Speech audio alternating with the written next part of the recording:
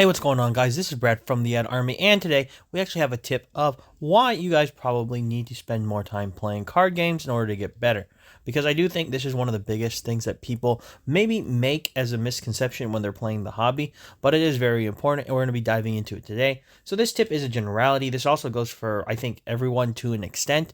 Now, the main reason I say this goes for everyone to an extent is that if you've played games for probably far longer than most, like if you played for multiple years onward, and I mean consistently, which is where I will talk about time, it does mean that your skills are probably going to be a bit sharper than they would otherwise. So yes, sometimes you can play a little bit less, but when we talk about playtesting and why it actually correlates to getting better, it's not something that you can just kind of ignore and say that you don't really need to do it.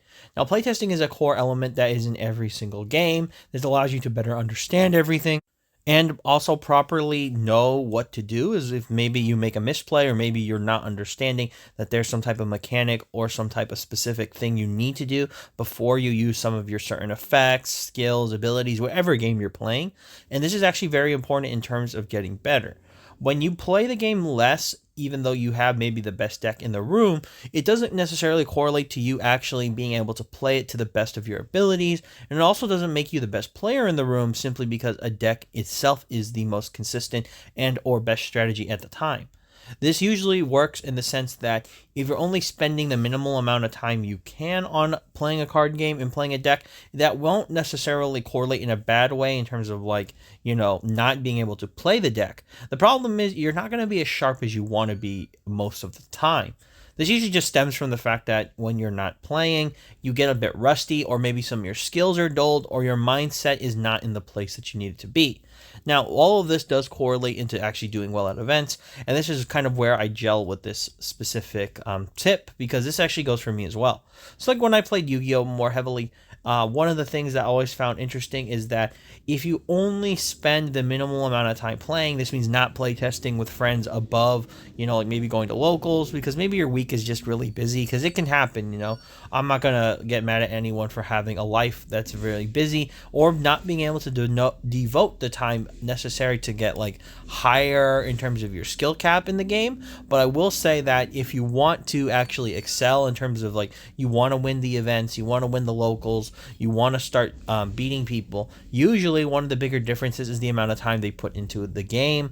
I do know that for some people, or some people who may listen, that this sounds like, oh, but I don't have time, this is my hobby. Yes, that's completely fine. I'm not really going to shirk you for it, and I'm not going to get mad at you.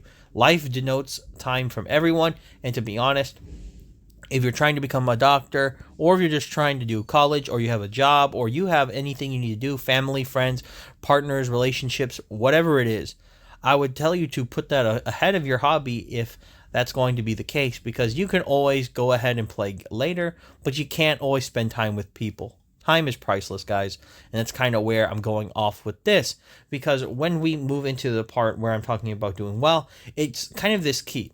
In order to actually excel at some things, you have to put the time in. Most of the greatest people who have ever done certain things in terms of sports or any type of feat that has been matched usually did not do it out of dumb luck. There are some people who have the genes or whatnot that do surpass and let them do better, i.e. if someone's taller, they're good at some type of sports. Sometimes their body is built more muscular already from the genes of their family, so they could do lifting, and they can also do different types of work a bit easier in terms of weight. But that does not necessarily correlate to the fact that you also, in order to do a job well, you still need to put the effort and the time down to actually get better. So a great example is that when I was younger, I used to do a lot of yard work with my family. So one of the simplest skills that I can correlate in terms of actually doing it well is sweeping. And it sounds kind of weird, but let me just tell you guys, this is a good analogy. You can tell how much effort someone has actually put into something like sweeping, which seems simple, by watching them do it. Because although it seems like it's something that should be proprietary or simple, to actually sweep some stuff well and not leave little stuff behind to make the pile, or make a a tract of it when you're trying to get to sweeping something up, you can actually watch someone do it and see how well they do it based on how you know how to actually feel it out. So for me, I know how to feel out sweeping. I know how to sweep. I would say at this point extremely well, just because I've done it for so many years because of just life in general. But I actually can tell when people don't know how to sweep. Maybe they grab the broom a little bit too high.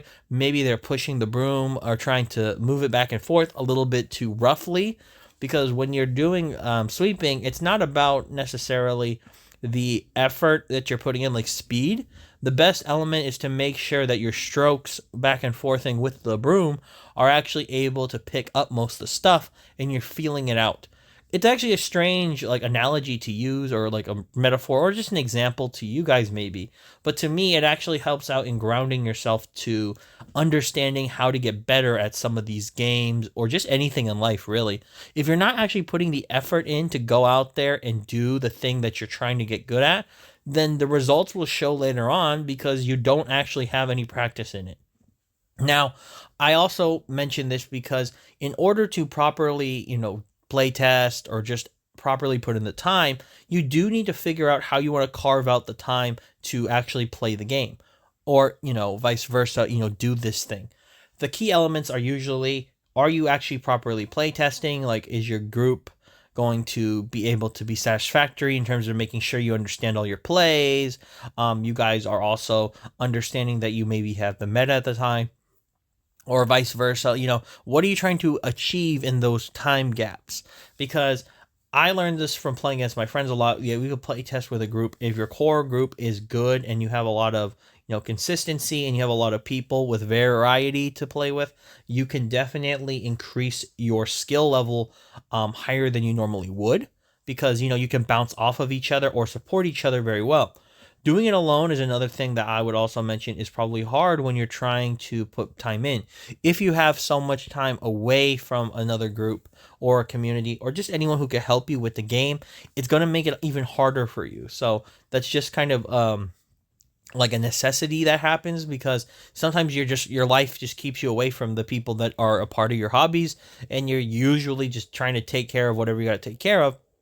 But then that also, like I said, comes into that backfire where now you're struggling to get good at this game or whatever because you just don't have the right support structure to kind of push you higher. This also means that you could take care of resources.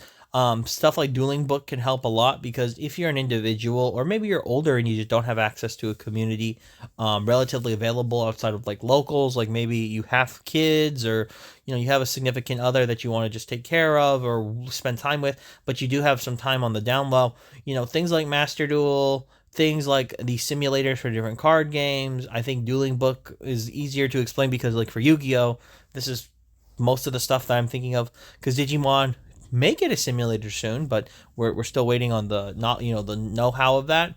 But the point is, for all of these card games, if they have digital versions, I do think it's a good benefit to download them, just so that you have another way to keep your mind on playing the game. It could be as simple as just like refreshing hands and Dueling Book at your deck to see what combos you can make up. It could be as simple as like you playing a couple of rounds of Duel Links just to keep your head in the game of like thinking about, oh, I need to think about Yu-Gi-Oh!